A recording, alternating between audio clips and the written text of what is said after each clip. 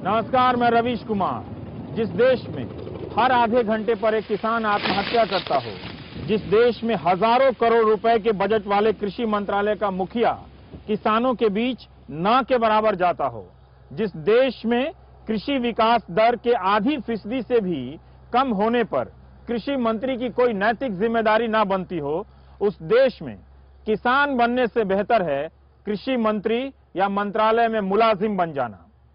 किसानों के लिए कर्ज देने, माफ करने, मुआवजा या बीमा के अलावा आपने कब देखा है कि प्रधानमंत्री या कृषि मंत्री ऐसी परियोजनाओं का उद्घाटन कर रहे हैं जिनसे खेती में एक क्रांतिकारी बदलाव हो? बजट का महीना है, हम खेतों में किसानों के बीच आए हैं। खेती का संकट महानगरों के ट्रैफिक जाम जैसा लगता है। हम सब फंसे हुए हैं, रो रहे हैं, मगर पब्लिक ट्रांसपोर्ट का विकास करने की बजाय हम फ्लाईओवर बना रहे हैं।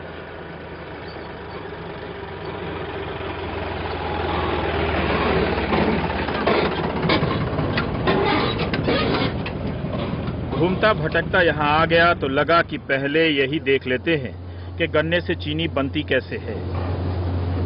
मैं बहुत छोटा था तब चीनी मिल देखा था, बड़ा एक्साइटेड हो गया था। यहाँ गन्ने को क्रेन से टांग कर इस पटरी पर इसलिए फेंका जा रहा है ताकि ये अंदर जाकर छोटे छोटे फाइबर में बदल जाए।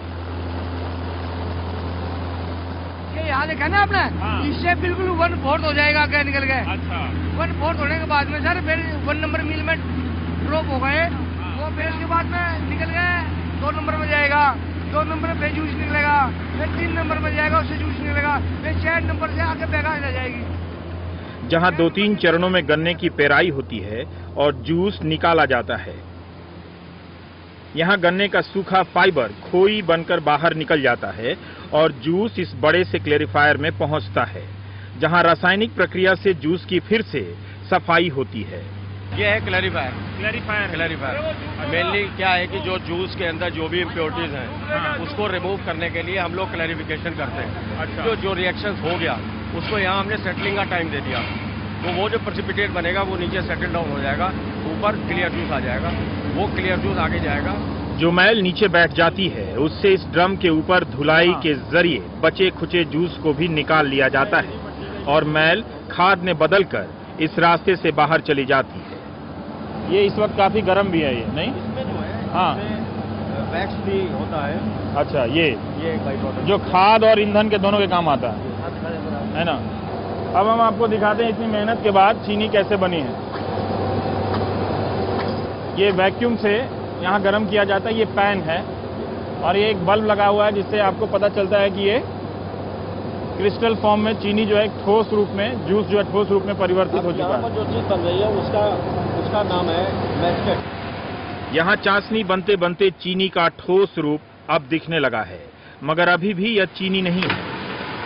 एक और प्रक्रिया के तहत इससे शीरा निकालकर चीनी अपने अंतिम रूप में यहाँ दिखने लगती है।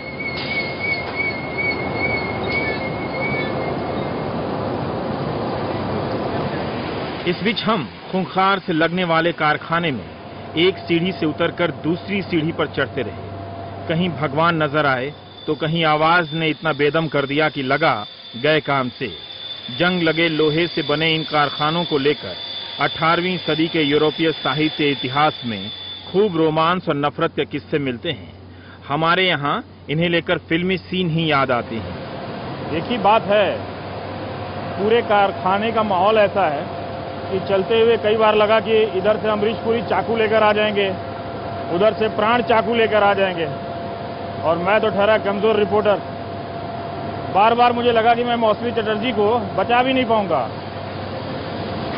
पूरा फिल्मी सीन है यहाँ भाई। चीनी खाने के बाद अब चलते हैं उन किसानों के पास जो गन्ना उगा रहे हैं। धीमी गति के समाचार की तरह गन्ने को बुग्गी पर लाद कर ले आ रहे इन किसानों को देखकर नहीं लगता कि गन्ने ने पश्चिम उत्तर प्रदेश में सामाजिक राजनीतिक आंदोलन को जन्म दिया था। कीमत और कमाई की लड़ाई में किसान गन्ने के प्रति उदासीन होता चला जा रहा है। किसान की जो गन्ने की लागत आती है ना, वो मिल वाले कभी दे नहीं पाते, ना उसको सरकार कभी दिला पाती। क्यों? रेट तय करते वक्त मिल वाले बैठते हैं और किसान के प्रतिनिधि बैठते हैं, लेकिन किसान के प्रतिनिधि वहाँ अपनी बात रखते हैं, हम लोग बड़ा फाड़ फाड़ कर अपनी बात कहें, लेकिन वे हमारी बात नहीं सुनते, औपचारिकता निभाते हैं सिर्फ और सिर्फ मिल वालों से बैठकर सरकार सौदा कर लेती है कि 6 रुपये कुंटल, 10 रुपये कुंटल, आप 15 रुपये कुंटल हमें दो, जो रेट आप चाहते हो तय करा दो। ये हमेशा होता है। किसान अब गन्ने की लागत में अपनी जमीन और मेहनत भी जोड़ना चाहते हैं। इसे जोड़ने पर 1 हेक्टेयर में गन्ने की लागत 2.5 लाख रुपए बैठती है, जबकि मिलों से मिलता है 1.5 लाख। मिल वाले कहते हैं कि 400 रुपए प्रति क्विंटल नहीं दे सकते। इस झगड़े में दोनों का रिश्ता हर साल नए सिरे से बनने बिगड़ने लगता है। किसान को केवल 6 घंटे का कार्यकर्ता माना गया है, जो सरकारी आंकड़ों में जो केंद्र सरकार तय करती है भाव कि ये तो 6 घंटे काम करता है, इसलिए 6 घंटे की मजदूरी दे दो। उसमें वो काउंट नहीं करते कि जो पशु अगर 12 बजे हमारा खुल गया तो उसको बांधने उठना पड़ेगा, चाहे हमारा काम ना हो, लेकिन हमें 24 घंटे अलर्ट रहना, ड्यूटी देनी पड़ेगी वहाँ। अगर रात को पशु खुल गया है हमारा तो उसको बांधना पड़ेगा। बिजली अगर 2 बजे आई, अनसर्टेन टाइम, 2 ही बजे जाना पड़ेगा। ये कोई कंसिडरेशन नहीं कि उस वक्त कितना टेम्परेचर है, हॉट है या कोल्ड है। कई किसान ये कहते हैं कि हमें गन्ने की कीमत इसलिए भी ज़्यादा मिलनी चाहिए कि आप उस गन्ने से चीनी बनाते हैं, शीरा बनाते हैं और कई तरह की चीज़ें बनाते हैं, ये वो कहते हैं। आपकी तरफ से क्या जवाब है उन लोगों को? हम शुगर मिल अगर आप चीनी बनाएगी, खरी चीनी बनाती है तो उससे उसका घाटा पूरा नहीं होता है। अच्छा, हम साथ में और केन प्राइस पेमेंट भी नहीं दे सकते हम लोग, इसके लिए साथ में हमें कोई और साथ भी काम करना पड़ता है, जिससे हम इन घाटों को दूर करके और इनको चला सकते हैं। पश्चिम उत्तर प्रदेश के खेतों को रासायनिक खादों ने बर्बाद कर दिया। इससे लागत भी बढ़ी और उपज भी कम हुई। मिल वाले कहते हैं कि गन्ने में पहले से कम चीनी है, किसान कहते हैं कि उनके गन्ने की क्वालिटी ठीक है। इस बहस में इन खेतों में कटाई कर रही महिलाओं से जाकर पूछा तो पता चला कि ये बेगार कर रही हैं। इनकी मजदूरी के बदले नकद पैसा नहीं मिलता। ये सारी महिलाएं हरिजन हैं और 8 घंटे की कटाई की मजदूरी मिलती है, 30 किलो चारा। गरीब जनता सरकार के लिए कमा रही है, ये बोल रहा था। गन्ने के उत्पादन से लेकर चीनी बनाने तक किसान, मजदूर और मालिक के बीच के रिश्तों में शोषण की कई कड़ियां हैं। इन खेतों से विकास वाला हाईवे तो दिख जाता है, मगर इन औरतों को मालूम है जब ये रफ्तार उनके लिए है ही नहीं तो क्यों ना बेगार में कम से कम चारा ही कमा लिया जाए। वक्त कम है और मुद्दा जटिल। सहारनपुर से गुजरते चिनार से लगने वाले पॉपुलर के इन पेड़ों पर नजर पड़ी। इनके बीच लगे सरसों, गेहूं और गन्ने ने खेती का खूबसूरत नजारा पेश करने की कोशिश की, मगर पता चला कि गन्ना अब पॉपुलर नहीं रहा, पॉपुलर होने लगा है, क्योंकि प्लाई और माचिस के काम आने वाले पॉपुलर से ज्यादा कमाई होने लगी है। किसानों को लगने लगा है कि वे ना तो सरकार को समझा सकते हैं और ना ही मिलों पर पूरा भरोसा कर सकते हैं। गन्ने में तो सबसे बड़ा धोखा किसान के साथ ये हुआ कि कुछ सालों तो भाव नहीं बढ़े, और जिस साल में भाव बढ़े तो 2006-07 का 150 करोड़ रुपया और 7-8 का हमारा 1100 करोड़ रुपया पिछले 4 साल से मिलों की जेब में है और हमको सुप्रीम कोर्ट के धक्के खाने पड़ रहे हैं। तो किसान तो उससे दुखी होकर एग्रो फॉरेस्ट्री पे गया। नकदी फसल वाला किसान कर्जे में है। ज्यादातर मिलें 14 दिनों के भीतर भुगतान नहीं करती, तो सहकारी समितियां भी मिलों से पैसा लेकर किसानों को देने में देरी करती हैं। मंसूरपुर में मिल के बाहर बने इन दुकानों में गन्ने के सीजन में भी सन्नाटा पसरा दिखा।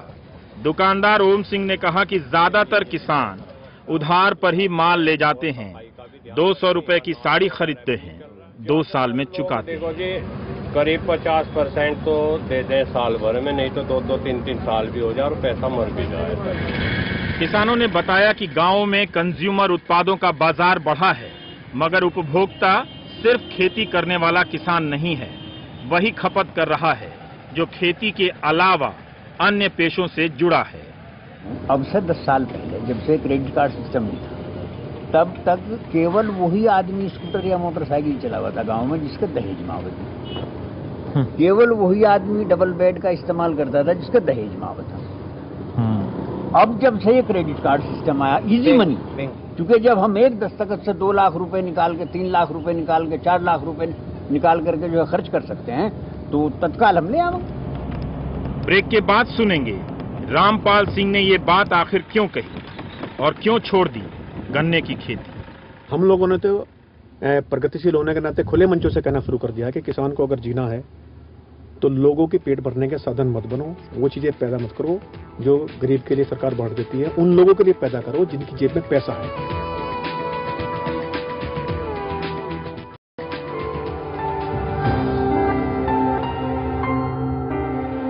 ऐसा लग रहा है कि हम किसी अच्छे खासे स्वस्थ, तंदुरुस्त और बड़े सुंदर से हिंदुस्तान में आ गए हैं। खेती ऐसी होनी चाहिए कि लगे कि हाँ, यहाँ श्रम है, उद्यम है और सौंदर्य भी है। स्विट्जरलैंड जैसा बना दिया है सहारनपुर के राजपाल सिंह ने अपने 5 हेक्टेयर के इस खेत को। गन्ने की खेती को तिलांजलि देने के बाद राजपाल सिंह ने एक नया मॉडल ही बना दिया। एग्रीकल्चर साइंस में एमएससी राजपाल ने एक ही खेत में अनाज, फल, सब्जी, दलहन, चारा और इमारती लकड़ी की खेती करके खेती को पैसे से लबालब कर दिया। बागवानी एक ऐसा साधन हम लोगों को नजर आया कि जिसमें 10 साल के बाद हमारी लागत स्थिर हो जाएगी। 10 साल के बाद? 10 साल के बाद। और उसमें कुछ फसलें हम ऐसी ले सकते हैं, गन्ना जैसे हमें 1 साल के बाद रिटर्न देता है।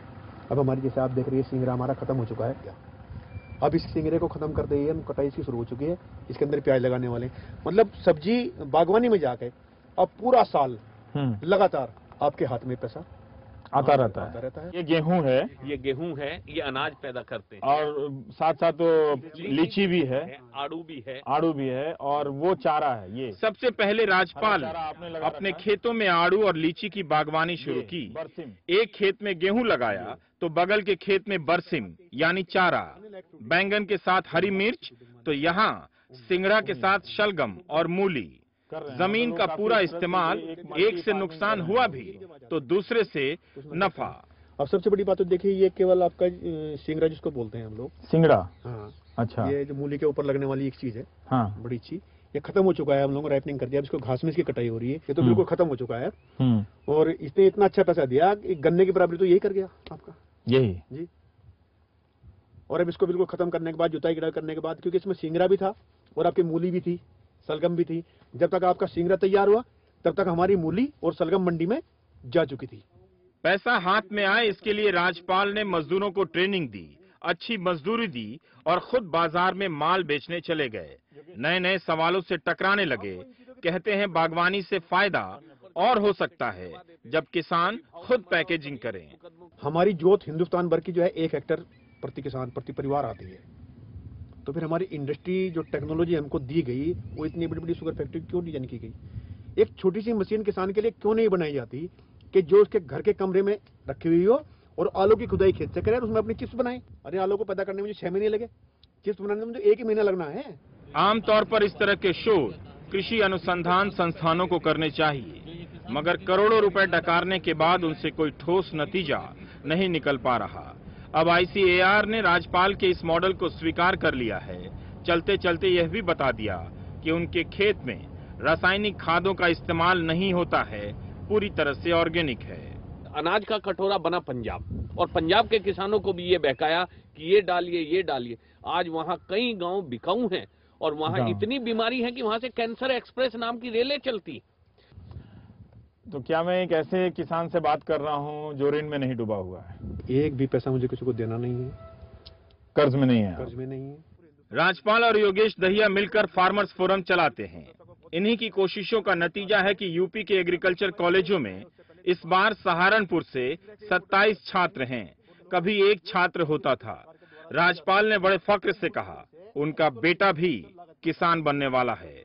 राजपाल जी, आप इस देश के हीरो क्यों नहीं हैं? देखिए, सबसे बड़ी बात है, हीरो क्यों नहीं, ये तो एक दूसरा सवाल है। इस देश में हीरो ही नहीं है। हीरो ही नहीं? अब मेरी बात करते हैं हीरो ने कि इस देश में नेता नहीं है। बताइए, गांधी जी के बाद कौन नेता हुआ? सुभाष के बाद कोई नेता हुआ कैसे? सब दुकानदार। मेरे लिए तो राजपाल सिंह हीरो बन गए। मौका मिले तो इनके खेतों को देखने के लिए सहारनपुर के जगैता गुज्जर गांव जाइएगा। और एक गुजारिश है आपसे, अगली बार कोई किसान मिले तो उससे हाथ मिलाइएगा, और राजपाल सिंह जैसा मिले तो वेल डन जरूर बोलिएगा। अरे बताए तो सही, हिंदुस्तान में किसान से गरीब कौन है आज? ये सच्चाई है। मिलकर अच्छा लगा राजपाल सिंह जी।